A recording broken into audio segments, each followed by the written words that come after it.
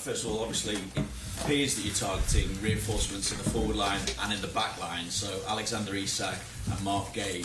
What can you tell us at the situations regarding the potential for them to at least become Liverpool players before the deadline? What I can tell you is not a lot. And if someone else is going to ask that question, it's going to be the same answer. So, as I said so many times, and it's been shown on Friday as well, I could even impact the game Friday with the players we had on the bench. Federico came in, scored a goal. So it would be much nicer for us to talk about the players we have and for me. But I can also understand that you have to ask this question, but your superior probably told you, and I know what his answer is going to be. I told my superior. Oh, yes. Okay. Or are you? At the same time, what are you expecting going to Newcastle? Because obviously a lot of things have been said off the pitch, so that could potentially add to the atmosphere as well as maybe even Newcastle's motivation. Yeah. Nothing to do with anything that's in the media a lot, but I think if you go to Newcastle, you know what to expect. We've played them 3 times last season, and twice their intensity levels were above ours. So in the away game, especially the first 60 minutes, they were so intense. They were fully deserved, had the lead, and in the League Cup final, they were more intense than us as well. So I don't think they need anything to add for them being intense if they play at St James's Park. It is, yeah, they play at St James's Park. So yeah, it's apart from the intensity, it's a very good team. They have also a team that can make it a fight, if you want to call it like this. They have players for this, but they also have players that are so comfortable in the ball. So one of the best teams in the league, and one of the most difficult away games that you can have in a season, especially, as you say it here, under the lights. Yeah, under the lights. So yeah. And what difference can Ryan Gravenberch coming back make to your overall solidity? I think a lot. At least if he's the same player as he was last season, that could help us a lot. If you just simply look at the second goal we conceded, they could just go from one side, from the 18-yard box to the other side, without being attacked, which was smart because Virgil and Ibu needed to go back because it was a 4-versus-2 situation. But I think if you look back at last season and every single time he played, Ryan would have been in that position, and for him not being there, and us playing with very good players but very attacking-minded players. That, for example, hurt us in that goal, and that wasn't the first time where we lacked a player in that position in the counter-attack for the other team. So, normally, if he brings his normal level, it would definitely help us to have him back again. Just a word on the fitness of the squad. Is there any news about Frimpong and Bradley's fitness? Yeah. Connor trained for a few minutes with us today for the first time, and medical team was completely right about Jeremy to tell me that I had to take him off because he's out till the end of the international break, and that happened in the game. So I think I got criticized a bit by taking him off, didn't I? Yeah. And I've already said immediately after the game, this had nothing to do with how we played, but that we felt that he had an issue in his hamstring. And with we, I don't mean me, but the medical staff, and they were completely right. So good call to take him off, otherwise he would have maybe been out for longer, and we expect to have him back after the international break. And the most sort of recent signing, Giovanni, how's he looked in training, and when do you think he could be involved at something? Now, he's a good-looking guy, so as most Italians. He's trained with us 3 times now, I think. If you look at his transfer fee, you can expect that he's already quite grown up for his age, and that's exactly what I saw. So he comes in as an 18-year-old, just playing with his new teammates as if he's here for longer. Impressive if you look at how tall he is, fast, comfortable on the ball. So there's a reason why we paid the transfer fee as we did, because we see him as a bright prospect. Yeah. Is that a good English? And he had already 3 good sessions, but it also tells you something about the team. If you come to this club, if you come into this team, you feel at ease from the start, because it's a very good and nice group to start your Liverpool career in. How big a concern is that right back area for you now? Because you mentioned Conor Bradley doing some training, Joe Gomez has had his injury problems as well, now Jeremy Frimpong. All of a sudden it looks like you were well stocked in that area, but are you concerned about the fitness and how sort of the records have been with the others that might be fit? No, Jeremy has a very positive injury record. Conor has been out once or twice last season. Yeah, these things happen in a season. We only have at the moment 2 injuries. Unfortunately, it's 2 for the same position. But the good thing is that some other player can play in that position as well. Wata played in that position for a few minutes. Dominic Szoboszlai already played in that position. So there are other options we can explore. Joe Gomez is definitely one of them, but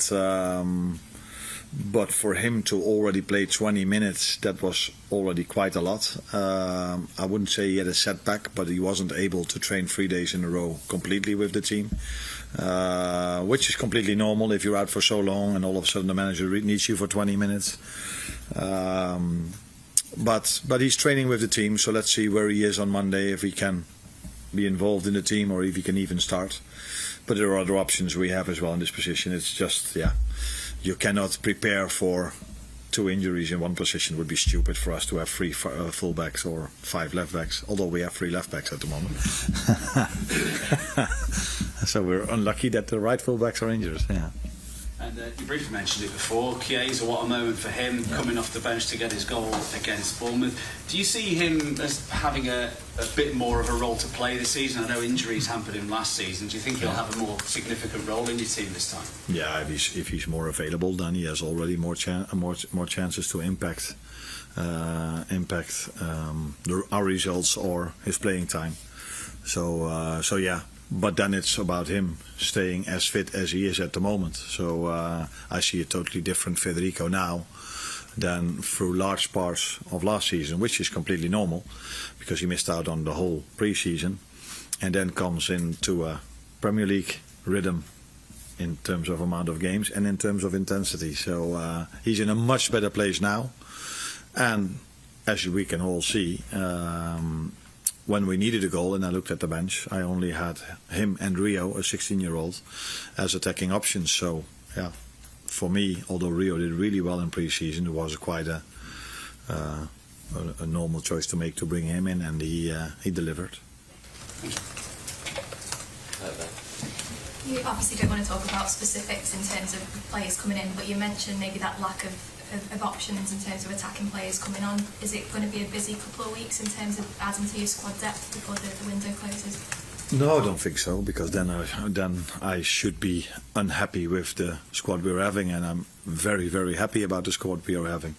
So I've always said maybe having 2 per position is ideal, but I prefer less than more, because you have to disappoint so many players every single time for them not even being in the squad, let alone not playing. So yeah, really happy with the squad. But as always, if we think we can improve in a certain position and there's a player available that can really make us better, which you could see with Giovanni Leoni, it's then this club has always shown that they bring these players in, but only if everything is what we want. So the right transfer fee, the right player, the right position, and the player that wants to come to us. Hi Arne, you've spoken previously about the difficulty of changing so many players in the starting 11 and perhaps the influence that's maybe had on some of the defensive structures. It's rare to have 10 days between games in the Premier League, even at this stage of the season. How helpful has that been to be able to get more time with the players on the training pitch and maybe kind of drill some of the structures a little bit more? No, of course it's helpful, but we did have a good pre-season. We had 6 weeks. Compared to last season where we only had 2. Yeah, we had 6 weeks as well, but only 2 with most of the players. So we've had our time to train already, and I think that's also what you could see against the Bournemouth game, because it was if you look at data, running stats, it was the most intense game that is played in the weekend. So that tells you that our match fitness is where we want it to be, and where we need it to be if you need to go to Newcastle, by the way. But it's also clear that in pre-season, that's what I said, I mixed up lineups, and then it's quite normal that you don't see every time the right connection between some players or some lines. But that was already very good against Bilbao, and okay to good against Palace and Bournemouth. Another thing about having new players in, I noticed that against Bournemouth and in fact in the second goal against Crystal Palace, they all came after double substitutions in quite soon after making double changes. So is maybe getting used to the reorganising and getting used to some of the demands for those new players, is that maybe going to eradicate some of those issues as well? Now, most changes I've made in a game are due to match fitness, and players were not available in whole pre-season. So Hugo Ekitike, for example, that I took off twice, needs to make a step from Bundesliga to Premier League, and missed out a part of pre-season. So, and you want to keep him fit for the upcoming games, weeks, months as well. It's the same with McAllister, who was not able to start, in my opinion, yet against Palace. But I think he needed playing time. It's the same why I started him against Bournemouth. Was he already on the top of his level? No. But to get there, he needs playing time. So I had to take him off. Now, I just spoke about Jeremy, who comes from a different league. And so, yeah, you need to take this into account, although that's sometimes difficult for a fan or a pundit, because they're like, you need to win this game. Yeah, we need to win this game, but we need to keep them fit for the rest of the season as well. And we do have players on the bench that are equal to the ones that start. So then you need to use your squad. So I see it as a coincidence that we've conceded our goals after the substitutions. But time will tell if I'm right or wrong. But on the other hand, we also scored a goal after a substitution. 2, by the way, from Federico and Mo. Last one for Carl. Hi Arne. You've spoken about Newcastle and how difficult the atmosphere will be there, but as a club they've got a few issues at the moment in terms of, they haven't got the transfers they probably wanted, their star striker is missing. Does that make it easier for you in a way to go there, knowing that they've got a club with troubles? No, I don't think they're a club of troubles. They had a very good start of the season against Villa. Good game for them. I think they were able to get more out of the game than the 1 point they got. So it's not only difficult, or it's mainly difficult because of the players they're having there, not only because of the fans. But the atmosphere is great, like it is at Anfield. So we are used to a certain environment. But St James's Park is, if I just remember last season, when it was in an evening game, by the way, as well, the atmosphere was amazing, and it will be the same. But why is the atmosphere amazing? Because the players can perform. They can add to the atmosphere by being as intense as they were, bringing the quality as they brought in that game. So that's going to be the challenge. The challenge is of course also playing in a stadium where the fans will be there for the home team, and that always helps every home team. I can tell you about us. So the last 15 to 20 minutes at Anfield, it wasn't a coincidence that we scored twice, because the fans helped us in that moment of time. But if you only have fans and you don't have the players, then you can forget it. So the main thing we have to be ready for are their midfielders, their last line, their free forwards. And although I assume, I'm not sure, but I assume Isak is not playing, from what I read in the media. But they still have Anthony Gordon as a 9. They still have Elanga as a right winger, and Barnes from the left. And then Jacob Murphy isn't even playing, who was very good against us twice last season. So this is the Premier League. We all have a lot of options, and Newcastle have them as well. It's fine for me then. You won your first game 4-2. It was a great night. Were you surprised by some of the criticism you got after that game? Did I? What was the criticism? Just in terms of, sort of maybe the way your side approached it. There was people saying you're too open, you're more open than last season, or is that just the high bar that you set, that the team has set for itself as champions? Of course, that has something to do with the bar we set. And I agree, we were at moments too open. First goal was, I think, mainly unlucky that we lost the ball in a position we shouldn't lose it, and then we were 3 against 3, which is normally not a problem, but we had a disadvantage to our opponents, Ibu and Robbo.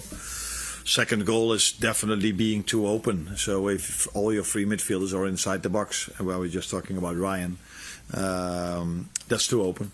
So I agree on that. But also the reason why we scored the 3-2, that it was one of our midfielders, Curtis Jones, arrived in the box, what made it difficult for the goalkeeper. Ball fell to Federico.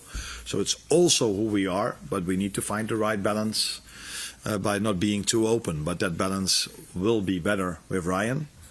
Unfortunately, if you want to judge me or us, we now have to play Newcastle and Arsenal, who are normally teams that are going to be above Bournemouth in the league. So it's even harder to play against them. But with Maka being back, with Ryan in his normal position, I expect us to be even better prepared for the counter attack than we were in this 2-2 moment, because I've watched the game, I think, twice back, and I don't think there's, apart from the 2 goals, where especially the second one is a counter-attack, I don't think there were many other counter-attacks from Bournemouth. But yeah, if it leads to a goal, it's of course a big story. And for us, conceding 2, that's too much in a home game. So yeah, that's too open now. Thank you guys. You're welcome.